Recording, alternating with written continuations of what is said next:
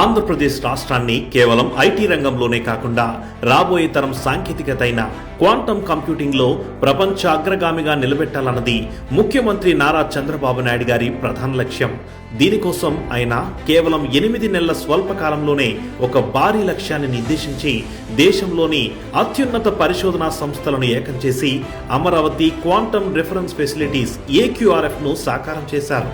April 14 ప్రపంచ quantum దినోత్సవం సందర్భంగా అమరావతిలో అమరావతి 1S, అమరావతి 1Q అనే 2 స్వదేశీ క్వాంటమ్ కంప్యూటర్లను ముఖ్యమంత్రి చంద్రబాబు నాయుడు గారు ప్రారంభించబోతున్నారు.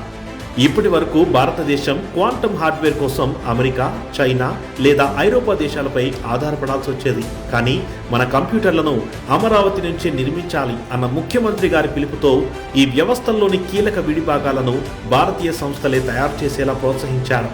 విదేశీ ఆంక్షలతో సంబంధం లేకుండా మన సొంత టెక్నాలజీని మనమే అభివృద్ధి చేసుకోవడం, దేశంలోని ఏ స్టార్టప్ అయినా పరిశోధకుడైనా అమరావతి వేదికగా తమ ఆవిష్కరణలను పరీక్షించుకునే అవకాశం కల్పించడం దీని ప్రధాన లక్ష్యం.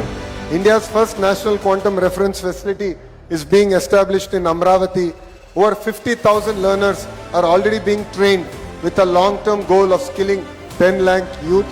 AQRF ప్రారంభంతో ఆంధ్రప్రదేశ్ అంతర్జాతీయ క్వాంటమ్ కేంద్రంగా ఎదగనుంది. అమరావతి క్వాంటమ్ వ్యాలీలో 80కి పైగా పరిశ్రమలు, విద్యా సంస్థలు భాగస్వాములుగా ఉన్నాయి. ఇది వేల సంఖ్యలో ఉన్నత స్థాయి ఉద్యోగాలను సృష్టిస్తుంది. ఇక్కడ అభివృద్ధి చేసే సాంకేతికత, రక్షణ రంగం, అంతరిక్ష పరిశోధనలు, అత్యాధునిక వైద్య రంగంలో విప్లవాత్మక మార్పులు తెస్తుంది. IBM వంటి అంతర్జాతీయ సంస్థలతో భాగస్వామ్యం ద్వారా ప్రపంచంలోని టాప్ 5 క్వాంటమ్ హబ్లలో ఒకటిగా అమరావతి నిలవబోతోంది. భారతదేశంలో తయారై భారతీయుల కోసం ప్రపంచానికే దిశానిర్దేశం చేసేలా ఉండాలనే ముఖ్యమంత్రి గారి నినాదం అమరావతి క్వాంటమ్ వ్యాలీ ద్వారా సాకారమవుతోంది. Andhra has chosen to build, India has chosen to lead. Let Amaravati Quantum Valley be where India's quantum future is built, open, trusted and world class.